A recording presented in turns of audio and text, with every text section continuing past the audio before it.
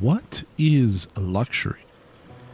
For some, luxury is the social status and prestige associated with a certain brand. Others may see luxury as a way to simplify their hectic lives through unique features or quality of life enhancements.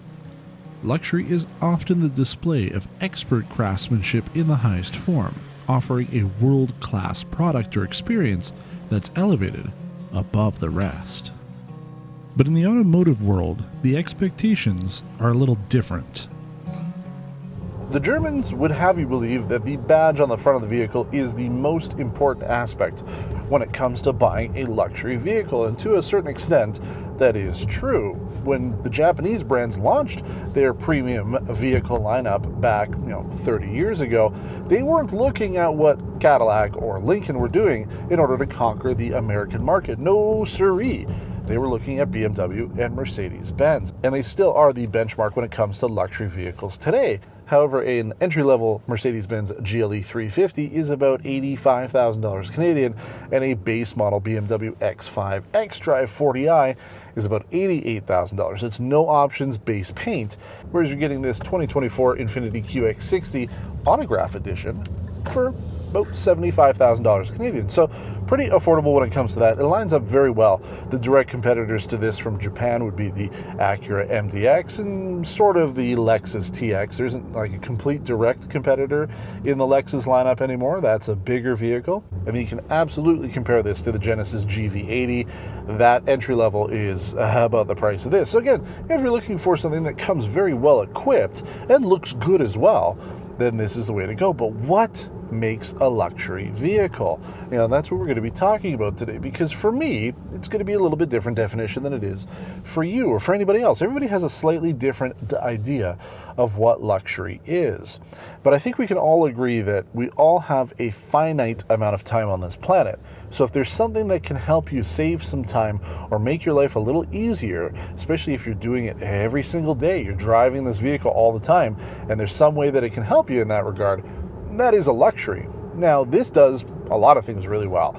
The seats are super comfortable. I really do like them. The quilting on it is excellent, along with the quilting on the dashboard. I do like having those little touches of detail. The open pore wood looks great, and in this configuration, we have comfortable seating for 6 people. Now, I don't need that kind of seating, so I've got the rear seats down, but you do have the option to have them up. So there's 2 areas that I'm going to talk about when it comes to the negatives on this vehicle, and the first one might sound silly to you, but it is a luxury feature that every other luxury vehicle has, especially in this class, and that's automatic power folding mirrors. Yes, they have power folding mirrors on here, but you have to push the button, and the vehicle has to be running in order for you to do that. Now, when I park a vehicle like this, because it's a larger vehicle, this is a mid-sized crossover, it takes up a little bit more room. I don't really want the mirrors to get hit by somebody coming in or out of their car or in or out of their doors. So every time having to push that's a bit of a bummer. Now, I know it's a small thing, doesn't sound like much, but like I said, every other vehicle has that, and even other vehicles in Nissan's lineup have that feature. So I would have expected to see that, especially since we drove this a couple years ago and would have complained about it. 2 years later, that module should have been added. So I would have liked to have seen that. You also, as you approach or leave the vehicle, there's no option for it to automatically lock or unlock. Again, that's a feature that I expect to have on a luxury vehicle, at least to be able to turn it on or off. Some people don't like it, but at least having the option so that as you approach the vehicle, it unlocks, especially if you've got kids and stuff. If you're coming up to the vehicle and they get there first, it'll unlock, so it doesn't have that. The other area that's a bit of a bummer is the infotainment system. When I'm using Apple CarPlay, it only takes up 60% of the screen. The other 40% of the screen is mandatory to have some sort of widget. I've got the radio set up there, so it shows me what, essentially what's playing, what station I'm on. It's a lot of wasted real estate there. And then if I'm listening to, say, an audiobook, I don't need to see the audiobook information on the screen there. I'd rather have a wider Apple CarPlay experience. So the infotainment here is quite old, and in fact, it's quite old even by standard consumer grade vehicle standards at this point. So something that Nissan Infiniti do need to work on, because for me, an infotainment system is key. It doesn't have to be overly complicated. It doesn't have to do a lot of stuff. It just has to work well.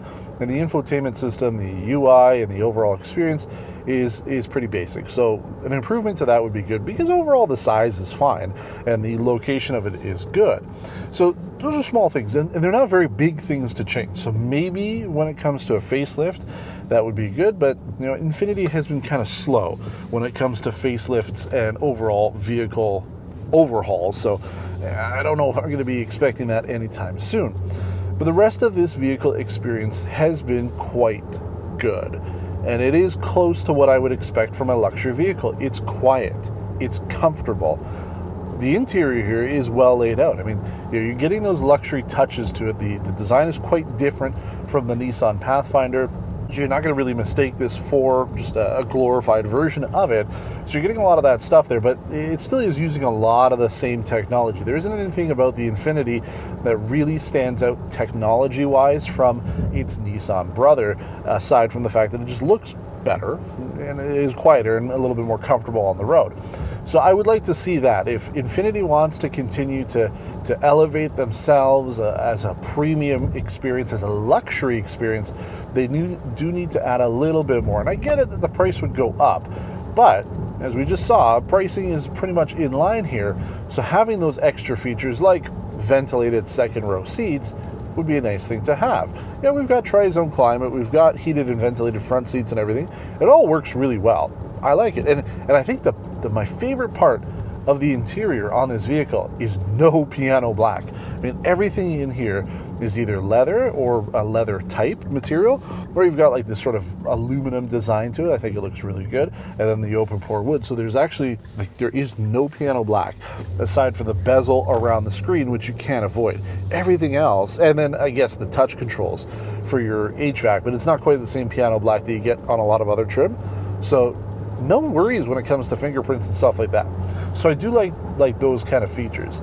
And I've driven this thing now the whole week, and it has been unbelievably comfortable. That is definitely the thing that stands out. So, if you're looking for that luxury experience, if comfort is key for you, if the smooth powertrain out of the engine is something that you want, if you're looking for an experience that doesn't make you have to work for it, then the Infiniti QX60 Autograph might be the way to go. I have enjoyed my time with it. Yeah, I liked it when I drove it before. I really do like this update. This whole new exterior design really puts Infiniti on point. And now that they've just come out with the Infiniti QX80, their larger full-size body-on-frame SUV, that design is going to sort of start trickling down to the rest of the vehicles. I'm excited to see how that vehicle is and compare it to some of the other luxury class SUVs out there. But I've really enjoyed my time with this. So while this might not be the luxury experience for you, and we still consider this to be more of a premium experience than it is a full luxury experience, it's almost there. Infiniti has done a very good job to provide some level of luxury without having to break the bank, because it is an affordable vehicle even with the price hikes for 2024. Before we finish up, I want to invite you to subscribe to our channel. Leave a comment below if you have any questions about this vehicle or the video itself. We do get back to everybody that we can, and as well as share the video online. It helps us get more views on this, and it helps us grow the channel, because your support is what makes this possible. So thanks for watching, and until next time, take care.